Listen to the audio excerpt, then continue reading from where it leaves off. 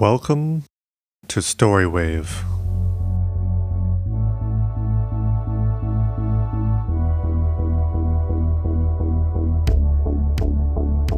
This is Asgard Stories, Tales from Norse Mythology, by Mabel H. Cummings and Mary H. Foster. Tyr and the Wolf.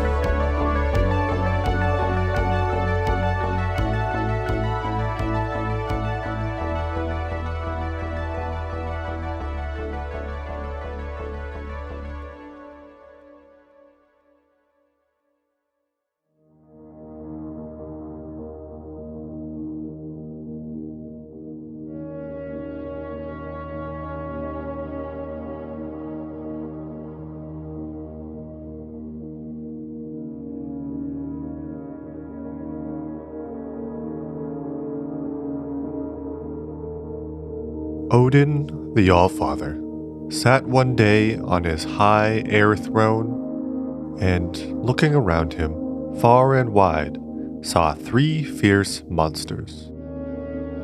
They were the children of the mischievous fire god Loki, and Odin began to feel anxious, for they had grown so fast and were getting so strong that he feared they might do harm to the sacred city of Asgard. The wise father knew Loki had given strength to these dreadful creatures, and he saw that all this danger had come upon the Aesir from Loki's wickedness.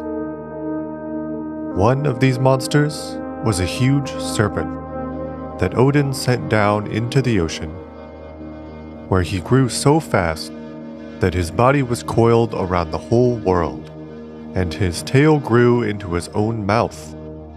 He was called the Midgard Serpent. The second monster was sent to Niflheim, the home of darkness, and shut up there.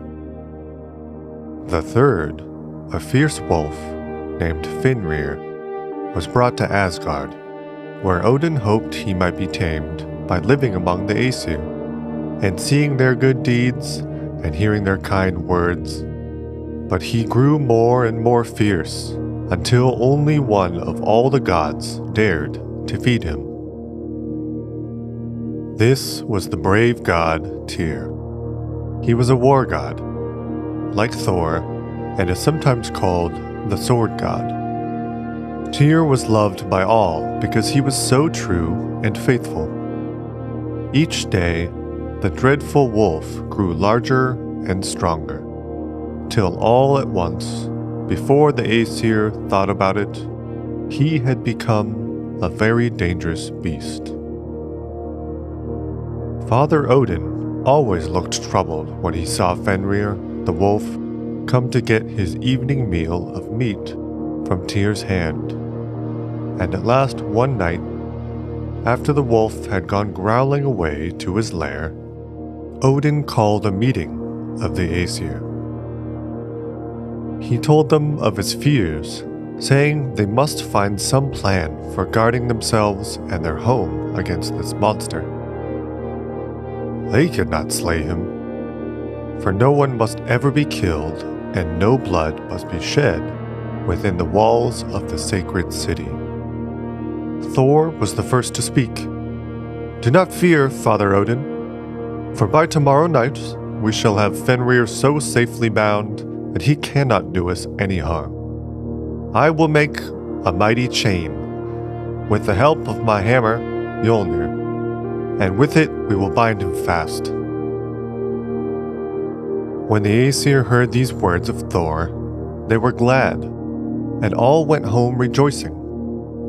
All save the All-Father, who was still troubled, for he well knew the danger and feared that even the mighty Thor would find this task too much for him.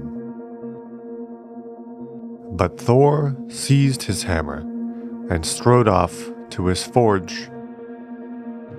There he worked the whole night long, and all through Asgard were heard the blows of Mjolnir and the roaring of the bellows.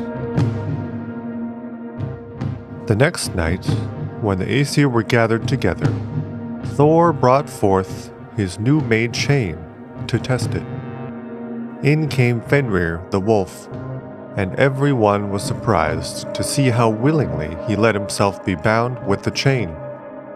When Thor had riveted the last links together, the gods smiled and began to praise him for his wonderful work.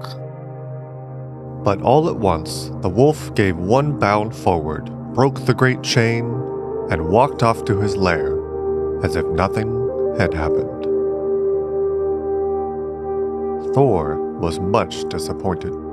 Still, he did not lose courage. He said to the Aesir that he would make another chain yet stronger. Again he set to work, and for 3 nights and 3 days the great Thor worked at his forge without resting.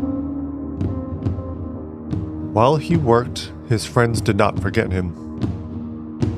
They came and looked on while he was busy, and as they watched the mighty hammer falling with quick blows upon the metal, they talked to Thor or sang noble songs to cheer him. Sometimes they brought him food and drink.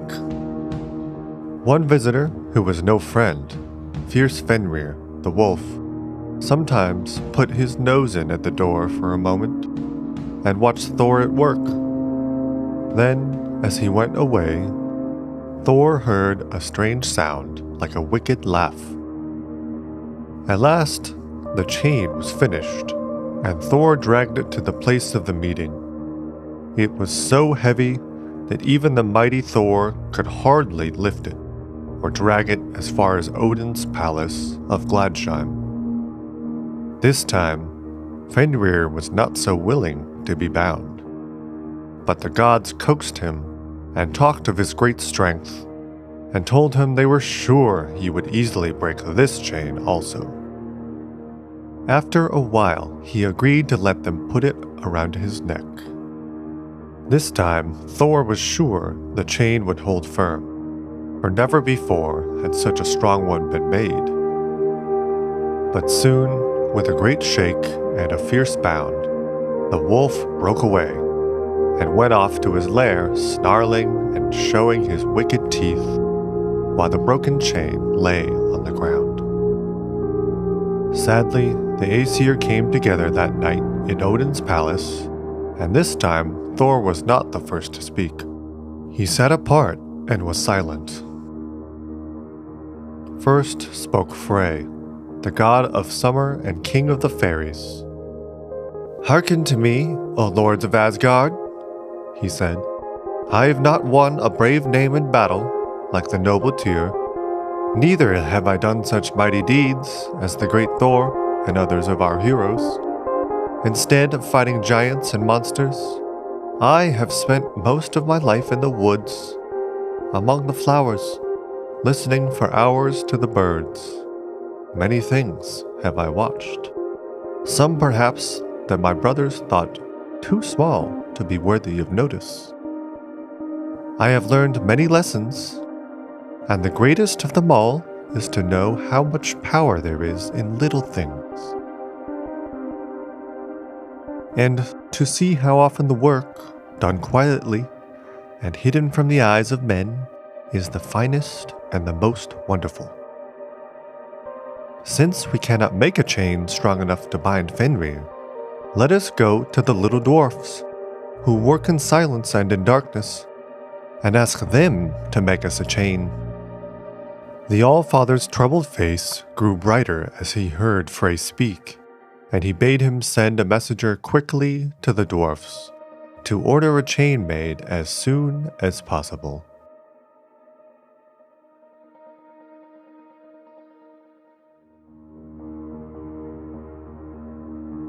So Frey went out, leaving the Aesir in their trouble, and came to its own lovely home, Alfheim. There, everything was bright and peaceful, and the little elves were busy and happy. Frey found a trusty messenger and sent him with all speed to the dwarfs underground to order the new chain and to return as soon as he could bring it. The faithful servant found the funny little dwarf workmen all busy in their dark rock chambers far down inside the earth, while at one side, in a lighter place, sat their king. The messenger bowed before him and told him his errand. The dwarfs were a wicked race, but they were afraid of Odin, for they had not forgotten the talk he had once had with them when he sent them down to work in darkness underground. And since that time, they never had dared disobey him. The Dwarf King said it would take 2 days and 2 nights to make the chain, but it would be so strong that no one could break it. While the busy dwarfs were at work, the messenger looked about at the many wonderful things. The great central fire, which burns always in the middle of the earth, watched and fed with coal by the dwarfs. Above this, the beds of coal and the bright precious diamonds, which the dwarfs took from the ashes of the fire. In another place, he watched them putting gold and silver, tin and copper, into the cracks in the rocks, and he drank of the pure underground water, which gives the Midgard people fresh springs. After 2 days, this messenger returned to the Dwarf King.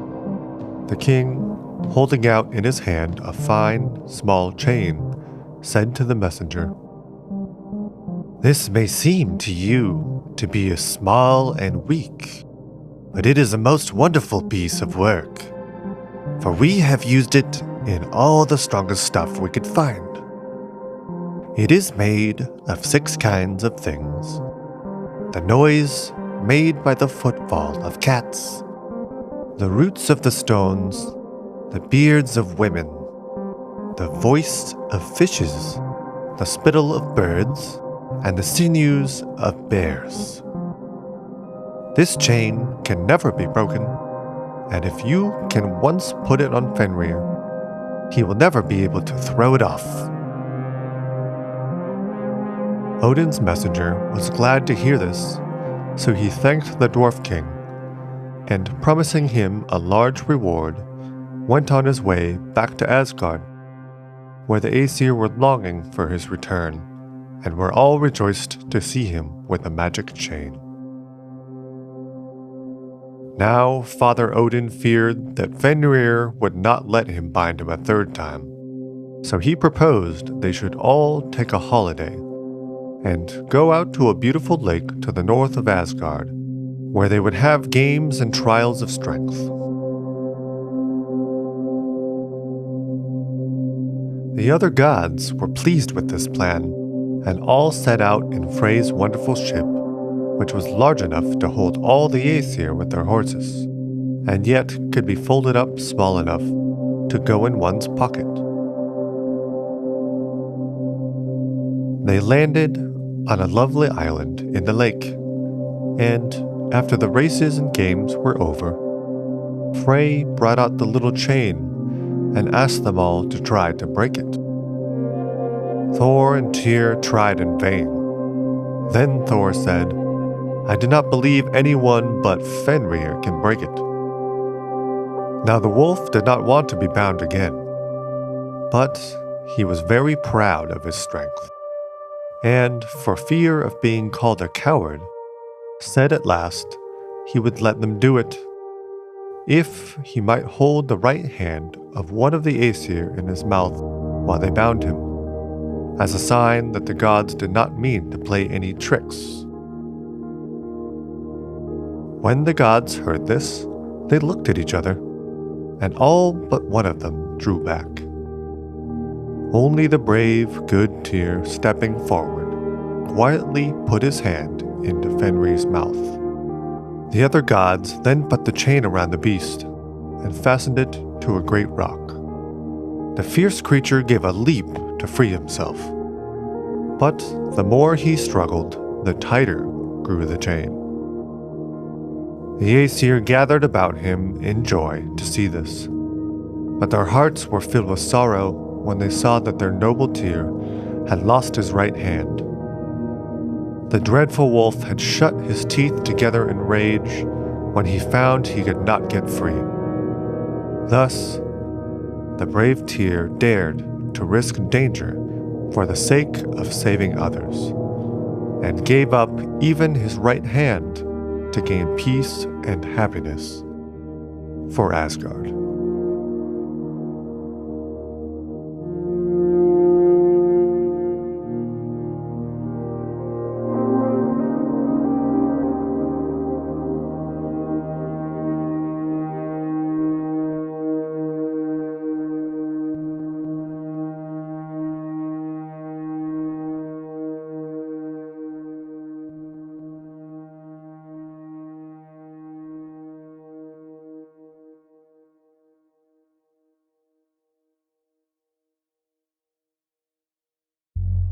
Thanks for listening to another episode of Storywave. Join us next week for Freya's Necklace, a story about the goddess of love and beauty and the cost of choosing riches over loved ones.